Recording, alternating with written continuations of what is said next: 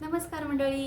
आजचा आपला भाग आहे की मला प्रश्न विचारला होता. देवघराचे जेव्हा पाठ झाले आपले त्यावेळेला एकाने प्रश्न विचारला होता, पितरांचे टाक जर देवघरामध्ये ठेवायचे नाही तर आम्ही पितरांचा फोटो लावू शकतो का? तर ह्याच्यामध्ये 2 नियम आहेत. तुम्ही पडताळून बघा तुम्ही त्या फ्रेममध्ये बसता का.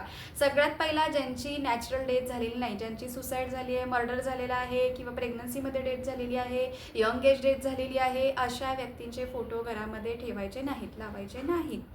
याच्या उलट ज्यांचा नैसर्गिक मृत्यू झालेला आहे, वयस्कर वयोवृद्ध होऊन गेलेले आहेत, समाधानाने गेलेले आहेत, कुठल्याही प्रकारच्या अपेक्षा नाही आहेत, अशा व्यक्तींचे आजी आजोबांचे फोटो तुम्ही लावू शकता. तर ते कुठे लावायचे? तर शक्यतो उत्तर भिंतीला दक्षिणेकडे म्हणजेच यमाकडे तोंड करून आपल्याला ते फोटो लावायचे आहेत. फोटो लावत असताना ते नुसतेच टांगलेले नसावे, तर त्याच्याखाली एक प्लॅटफॉर्म क्रिएट करायचा आहे. मग तो वुडनचा असू दे किंवा काचेचा असू दे, एक प्लॅटफॉर्म निश्चितपणे तुम्हाला बनवायचा आहे.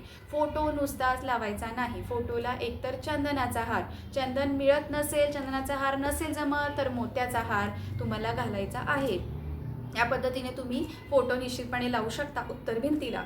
त्याच्यानंतर फॅमिली फोटो आपण घरामध्ये लावत असतो. फॅमिली फोटोमध्ये गेलेल्या व्यक्ती म्हणजे ज्यांची डेथ झालेली आहे त्यांचा एखादा फोटो फॅमिली ग्रुपमध्ये जर असेल तर तो फोटो घरामध्ये लावायचा नाही. शक्यतो शास्त्र असं सांगते की पितरांचे फोटो घरामध्ये लावू नका, लावूच नयेत, पण जर लावायची इच्छा झाली तर अशा पद्धतीने लावा. इतर वेळेला मात्र तुम्ही ते फोटो फ्रेम एका लाल कापडामध्ये बांधून घरामध्ये कपाटामध्ये ठेवू शकता. जर त्यांची श्राद्ध असेल, पितृपक्ष असेल, त्यावेळेला ज्यावेळेला पूजा असेल त्यावेळेला त्यांचं फोटो वगैरे काढून स्वच्छ करून त्यांची जी काही विधिवत पूजा असेल ते तुम्ही करा, पुन्हा बांधून कपाटामध्ये ठेवा. तर अशा पद्धतीने मी सोप्या सोप्या वास्तू टिप्स तुम्हाला देत आहे. माझ्या चॅनेलला लाईक, शेअर आणि सबस्क्राईब करायला अजिबात विसरू नका. श्री स्वामी समर्थ.